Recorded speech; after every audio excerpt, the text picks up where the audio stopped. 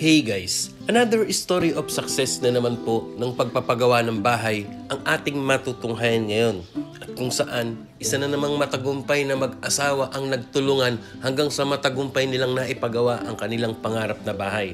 So guys, tunay ngang napakasarap ng pakiramdam na nakapagpagawa tayo ng ating pangarap na bahay. Kagaya nga po ng mag-asawang ito, na dating pangarap lamang nila noon at eto na nga at napagtagumpayan at naisakatuparan na ngayon. So guys, ito po ay si Mr. and Mrs. Cuevas from Zamboanga City, Mindanao. Ito po ibinahagi sa atin ni Ma'am and Sir ang kanilang pagpapagawa ng bahay na ito upang maibahagi at ma-share sa inyo para mapagkumparahan nyo rin if ever na magpapagawa na kayo ng bahay. Lalo na't ganito din na sukat at ganitong design ng inyong ipagagawa, meron na kayong mapagbabasihan at mapagkukumparahan kung magkano ang halaga na nagastos dito. Dahil ito po ay binigay sa atin ni Ma'am at Sir ang mga detalye ng mga materyales na ginamit dito sa pagpagawa nila ng bahay para mailathala at maibahagi din sa inyo. Kagaya po kung ilan ang nagamit ng mga hollow blocks, semento, bakal, kung magkano ang nagastos sa bubong, sa pintuan, sa bintana, lahat po yan ididetalye natin na ito'y galing mismo sa owner ng bahay. At meron po itong full video house tour na mapapanood po natin kung gaano kailiwalas ito at gaano kaganda ang loob ng bahay at kung gaano itong kaluwang ang 109 square meters na meron 2 kwarto at 2 CR. So ito po ang ating pag-uusapan ngayon.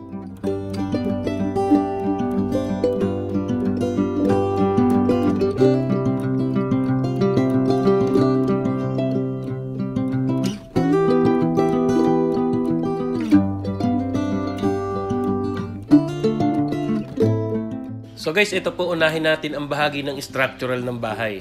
Kung saan ito po yung mga hollow blocks, simento, bakal at mga buhangin.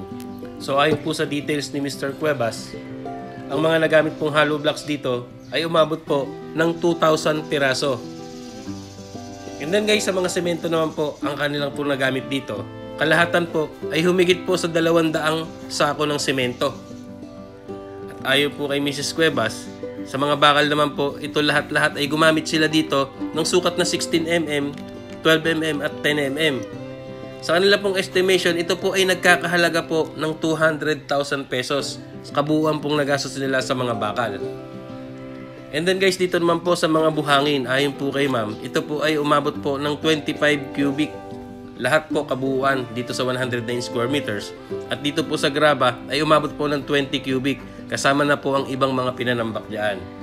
So yan po ang listahan ng mga ibinigay sa atin ni ma'am about dito sa structural ng bahay na ganitong kalaki na 109 square meters at meron 2 kwarto at 2 CR. And then guys, sa puntong ito, nakikita po natin na maayos na at meron na po siyang bubong. At guys, ayon po kay ma'am, ito po ay ginamitan ng color roof and steel trusses. Sa steel trusses po ay gumamit sila dito ng C-purlins at tubular. And then guys, dito naman po sa kanilang yero ay color roof, long span, rib type. So guys, sa steel trusses po ay gumastos sila dito ng halagang 50,000 pesos ayon po kay ma'am. Sa steel trusses pa lamang yan. And about dito po sa kanilang roof ay nagkakahalaga po ito ng 150,000 pesos. Kasama na po dito ang gutter at flashing. At ito po ay 0.5 ang kakapal.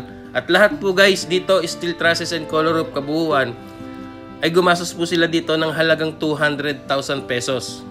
More or less po yan. So ayan po, nakikita natin buo na po yung bahay at unti-unti ng fini-finishing na tunay ang napakasarap na ngayon ng feeling ni Mr. and Mrs. Cuevas na nakikita na nila na unti-unting nabubuo ang kanilang pangarap lamang na bahay noon. At dahil nga sa kanilang pagsusumikap, pagtsatsaga at pag-iipon, ito na nga at naisa totoong buhay at naisa katuparan na ngayon.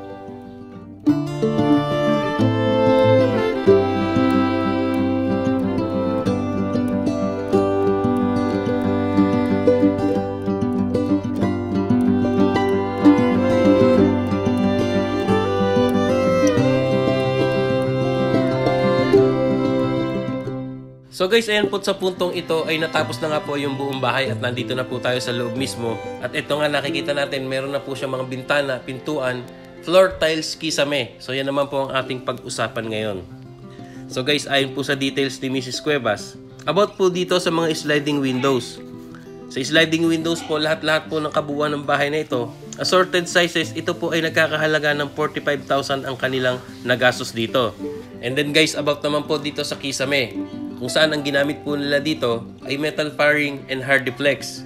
So guys, lahat-lahat po kabuuan, dito po sa estimate na nagastos ay nagkakahalaga po ng 45,000 pesos.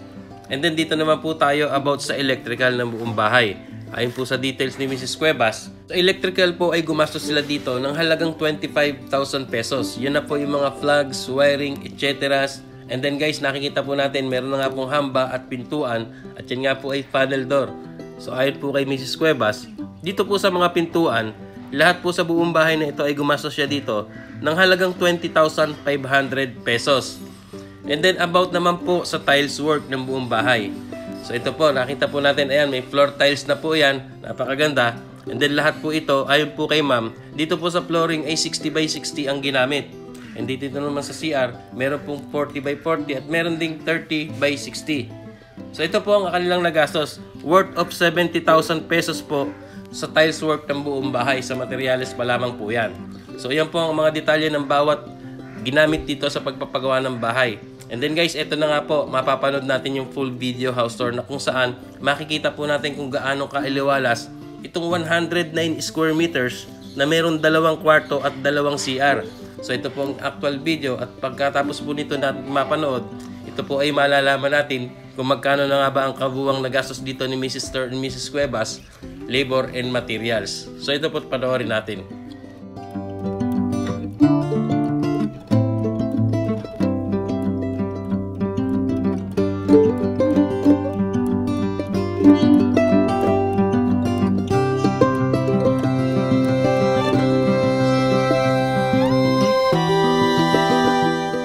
So guys, bali ito po yung kanilang sala. Nakikita natin maaliwalas at maganda. Yung kanilang kisame, meron na rin mga pin lights. At sa ngayon po ay hindi pa po nakapintura yung loob ng bahay. So napakaganda na po, magandang setup na to at maganda ng panimula. Ang importante nga ay natitirahan na ng buong pamilya or ng Mr. and Mrs. Cuevas family. So ito po ang kanilang dining area. Ayun po yung kanilang kitchen.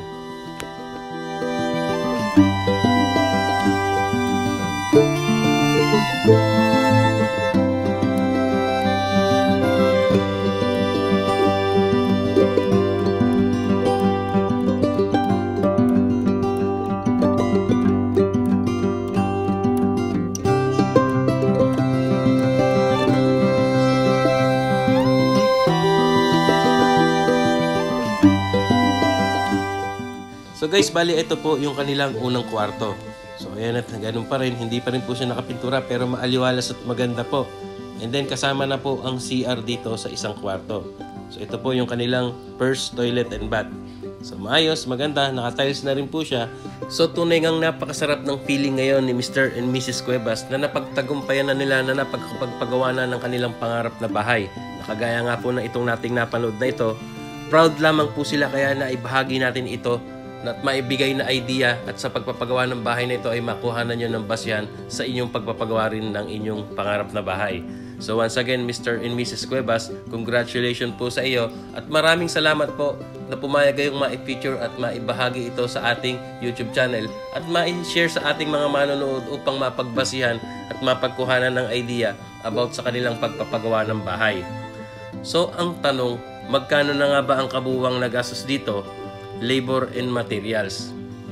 So guys, ayon po sa details ni Mr. and Mrs. Cuevas, sa lahat po ng napanood natin na ito, na ganitong kalaking sukat na bahay na 109 square meters, na meron 2 kwarto at 2 CR, sa ganitong kabuuan, lahat po ng detalye ng mga materials na naibahagi natin sa inyo, ito pong pagkakakwenta nila, ang kanila na raw pong nagastos dito, labor and materials, ay gumastos na sila ng halagang 1.5 million pesos.